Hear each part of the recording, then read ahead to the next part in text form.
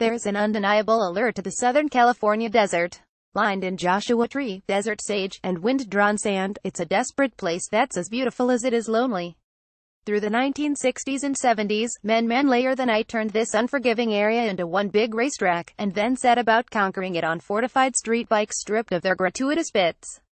Those bikes, which came to be known as desert sleds, likely because of the scraping sensation felt as the skid plates struck terra firma, would go down in history.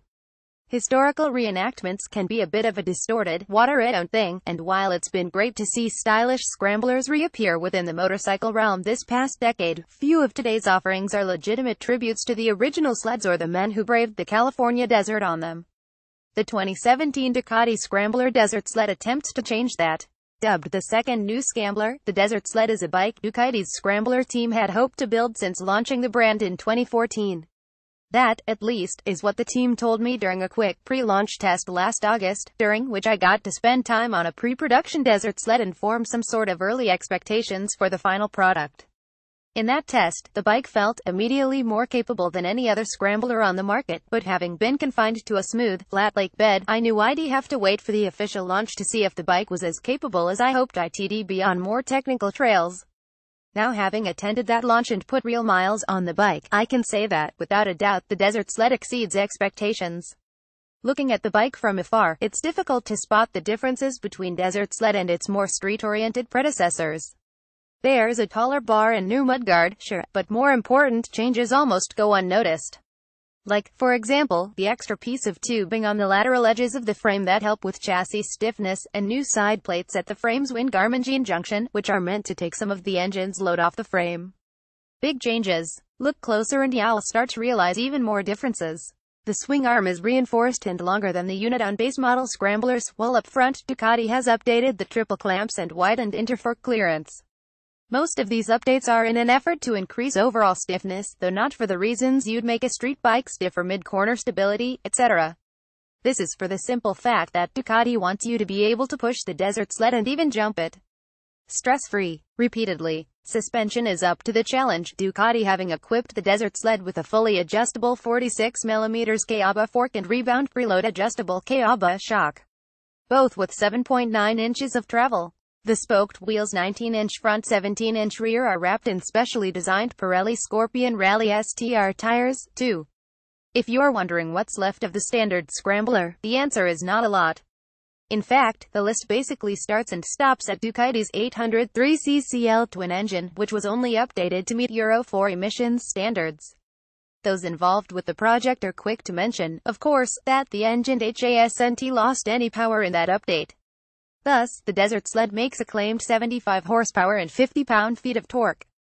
The hardware mandated by new emissions standards and much beefier componentry has brought overall weight up. And while the Scrambler team says it fought hard to keep the pounds off, the desert sled weighs a claimed 456 pounds.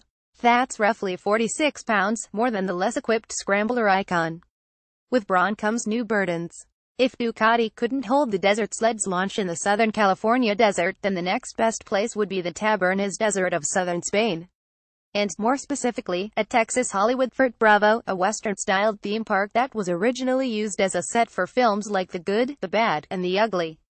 A town built to depict historic scenes of yesteryear, on a bike meant to mimic iconic machines of yesteryear. Yeah, that'll do. The trails outside of Fort Bravo do a great job of emulating Southern California terrain.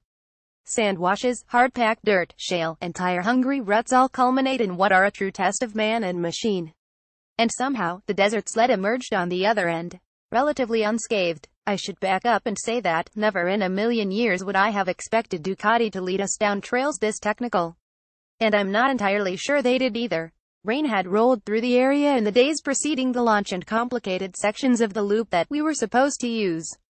The resulting ride was about as challenging as anything I've done in my relatively limited time on a dirt bike. The washes were deep, rocks plentiful, and that dust came up in storms. On most any other scrambler, we would have turned around, but the desert sled didn't seem to mind. Suspension is a nice balance between plush and supportive, with more than enough travel for you to hit jumps or roll through piles of rocks. The bike only rarely made noises of mercy, and so long as I kept my momentum up, was more than happy to push through the sand. Stand up, shift your weight back, and it'll gladly roll through the deepest of stuff. The problem with a lot of 5050 based on off-road bikes is that there's a compromise when you jump back on pavement, but fortunately the Desert Sled gives up very little on the road. It's taller than the Scrambler Icon. Seat height is up 2.8 inches, but the newly shaped seat is comfy, and since the foot peg to seat gap has been lengthened, the bike feels more comfortable to riders with a longer inseam. That longer travel suspension doesn't lead to any wallowing on a canyon road, and brakes are still plenty strong. Put simply, it's still a really fun bike on the street, and plenty capable of daily commuting, canyon carving, or longer jaunts out to the dirt. Personally, I like to think of it as a dual-purpose bike with style and a little extra comfort. It's about as much fun as a Kawasaki KLR 650 in the dirt, but way easier on the eyes. It's also a more comfortable and versatile option than something like a Suzuki DR 650 or Honda XR 650L, though not nearly as off-road capable as a KTM 500EXC or even a WR250R. I wouldn't do my daily commute on those bikes, but I would this. I did, for you, the reader, take the sled off some jumps, and will say that the chassis suspension felt more than willing to keep going back for more. There was a little clatter at the rear, but because of the well-thought-out routing of the shock reservoir, there's plenty of travel and I never actually bottomed out on my return to earth. Back on the trail, you don't really notice the sled's additional weight, and standing up feels natural thanks to the reworked ergonomics. I will say, however, that a few guys dropped their bikes in the sand, and said that it started to feel heavier with each additional time they tried to pick it up. I'd argue that the Scrambler's power delivery is actually smoother with the Euro 4 engine update, and still equally as user-friendly.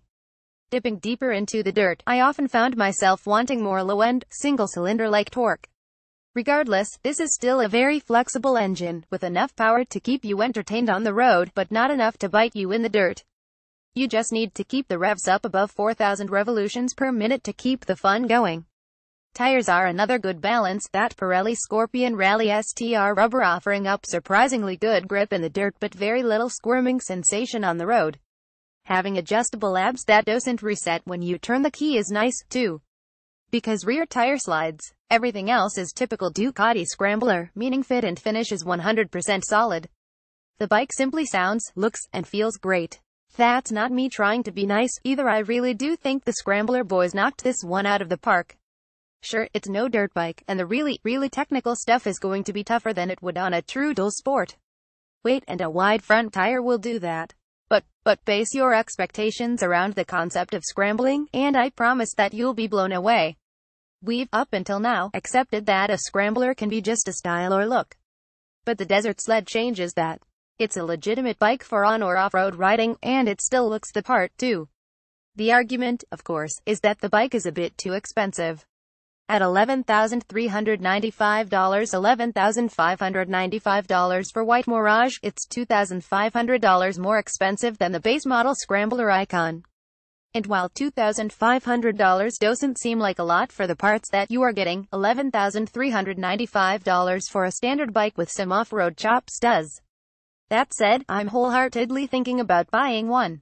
There's just something about being able to ride out to the desert and explore the unknown that makes me feel so happy inside.